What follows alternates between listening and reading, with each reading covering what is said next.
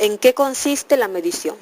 Es un proceso básico de la ciencia que consiste en comparar un patrón seleccionado con el objeto o fenómeno cuya magnitud física se desea medir, para ver cuántas veces el patrón está contenido en esa magnitud. Definición de validez.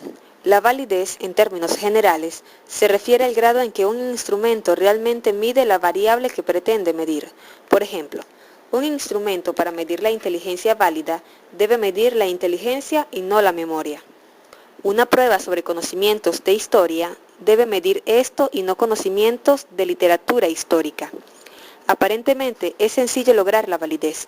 Después de todo, como dijo un estudiante, pensamos en la variable y vemos cómo hacer preguntas sobre esa variable. Esto sería factible en unos cuantos casos, como lo sería el sexo de una persona. Sin embargo, la situación no es tan simple cuando se trata de variables como la motivación, la calidad de servicio a los clientes, la actitud hacia un candidato político y menos aún con sentimientos y emociones, así como diversas variables con las que trabajamos en ciencias sociales. La validez es una cuestión más compleja que debe alcanzarse en todo instrumento de medición que se aplica. Kellinger, 1979, página 138. Plantea la siguiente pregunta respecto a la validez. ¿Está usted midiendo lo que usted cree que está midiendo? Si es así, su medida es válida. Si no, no lo es. La validez es un concepto del cual pueden tenerse diferentes tipos de evidencia. Wiersma, 1986, Growlund, 1985. Evidencia relacionada con el contenido. La validez de contenido se refiere al grado en que un instrumento refleja un dominio específico de contenido de lo que se mide. Es el grado en que la medición representa el concepto medido. Brødsted, 1976. Por ejemplo, una prueba de operaciones aritméticas no podrá tener validez de contenido si incluye solo problemas de resta y excluye problemas de suma, multiplicación o división. Krasmines y Sellers, 1979. O bien, una prueba de conocimientos sobre las canciones de los Beatles no deberá basarse solamente en sus álbumes Let's It Big y Abbey Road, sino que debe incluir canciones de todos sus discos. Un instrumento de medición debe contener representados a todos los ítems del dominio de contenido de las variables a medir.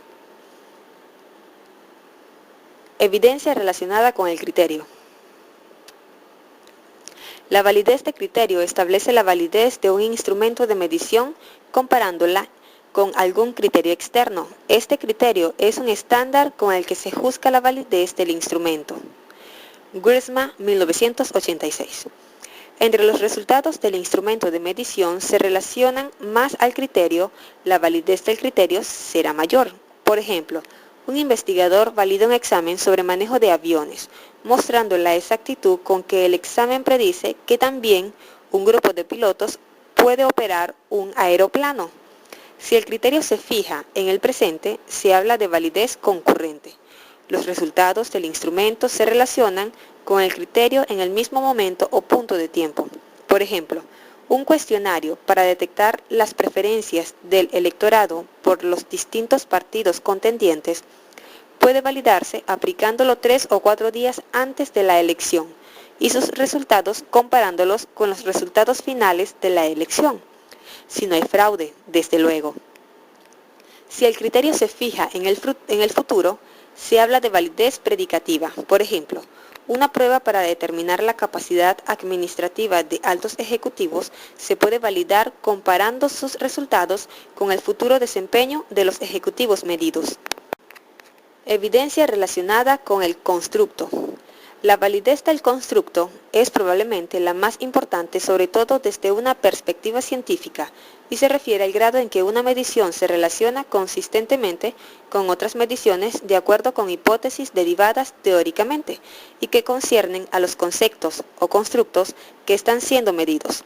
Un constructo es una variable medida y que tiene lugar dentro de una teoría o esquema teórico. Por ejemplo, supongamos que un investigador desea evaluar la validez de constructo de una medición particular, digamos una escala de motivación intrínseca, el cuestionario de reacción de tareas.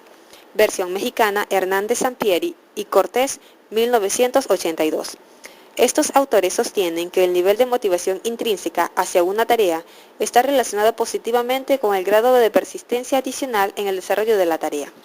Los empleados con mayor motivación intrínseca son los que suelen quedarse más tiempo adicional una vez que concluye su jornada.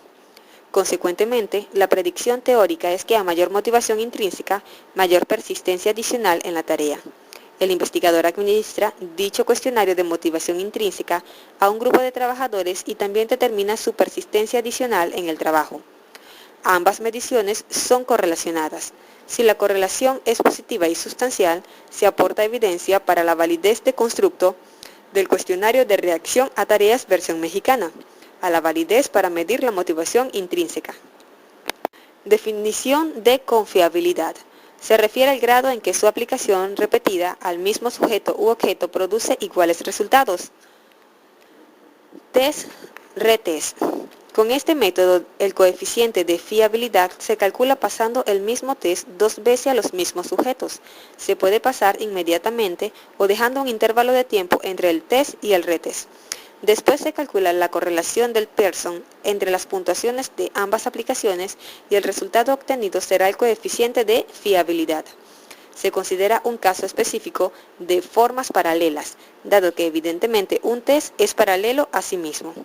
Al resultado obtenido se le denomina coeficiente de estabilidad, al servir de indicador de hasta qué punto son estables las mediciones realizadas durante la primera aplicación del test. Las diferencias en los resultados se atribuyen al grado de consistencia interna o muestreo de los ítems de la prueba en el caso de pasar el retest de forma inmediata, y se le suman las fluctuaciones en el tiempo en el caso del intervalo temporal. Dejar transcurrir un espacio de tiempo excesivo entre ambas aplicaciones puede suponer una amenaza a la validez interna por las posibles influencias externas a las que pueden estar expuestos los sujetos durante el intervalo, y que pueden afectar a un desempeño en la segunda aplicación. En el extremo opuesto, una aplicación demasiado apresurada del retest podría afectar igualmente a la validez interna, en este caso por los posibles efectos del recuerdo reciente a la primera aplicación. La elección del intervalo de tiempo adecuado entre ambas aplicaciones dependerá en gran medida del tipo de test, ya que en función de su formato puede ser más sensible al efecto de una u otra amenaza. Formas paralelas. Este procedimiento es el que se deriva naturalmente del modelo. Requiere que se utilicen dos pruebas o instrumentos paralelos, esto es, que midan lo mismo de forma diferente. Por ejemplo, dos tests que, con diferentes preguntas, midan un determinado rasgo. Después se comparan los dos tests, calculando el coeficiente de correlación de Pearson. Esta correlación será, como hemos visto en el apartado anterior, el coeficiente de fiabilidad. Si la correlación es alta, se considera que hay una buena fiabilidad. Al valor obtenido también se le conoce como coeficiente de equivalencia, en la medida en que se supone un indicador del grado de equivalencia entre las dos formas paralelas de un test. La dificultad de este procedimiento radica en conseguir que dos instrumentos sean realmente paralelos, dada la dificultad que supone realizar dos pruebas que midan exactamente lo mismo, pero con diferentes ítems. No obstante, en condiciones ideales en las que se pueda garantizar el paralelismo de ambas formas, este es el método más recomendable. Método de mitades partidas, Split-Hellesbeck. Los procedimientos anteriores, medida de estabilidad y método de formas alternas, requieren cuando menos dos administraciones de la medición en el mismo grupo de individuos. En cambio, el método de mitades partidas requiere solo una aplicación de la medición. Específicamente, el conjunto total de ítems o componentes es dividido en dos mitades y las puntuaciones o resultados de ambas son comparados. Si el instrumento es confiable, las puntuaciones de ambas mitades deben estar fuertemente correlacionadas. Un individuo con baja puntuación en una mitad tenderá a tener también una baja puntuación en la otra mitad. La confiabilidad varía de acuerdo al número de ítems que incluye el instrumento de medición. Cuantos más ítems, la confiabilidad aumenta, desde luego que se refieran a la misma variable. Esto resulta lógico. Veámoslo con un ejemplo cotidiano. Si se desea probar qué tan confiable o consistente es la lealtad de un amigo hacia nuestra persona, cuantas más pruebas le pongamos, su confiabilidad será mayor. Claro está que demasiados ítems provocarán cansancio en el respondiente. Coeficiente alfa de Crossbat. Este coeficiente, desarrollado por J. L. Crossbat, requiere una sola administración del instrumento de medición y produce valores que oscilan entre 0 y 1. Su ventaja reside en que no es necesario dividir en dos mitades a los ítems del instrumento de medición. Simplemente se aplica la medición y se calcula el coeficiente. Coeficiente KR20. Kuders y Richardson, 1937, desarrollaron un coeficiente para estimar la confiabilidad de una medición. Su interpretación es la misma que la del coeficiente alfa.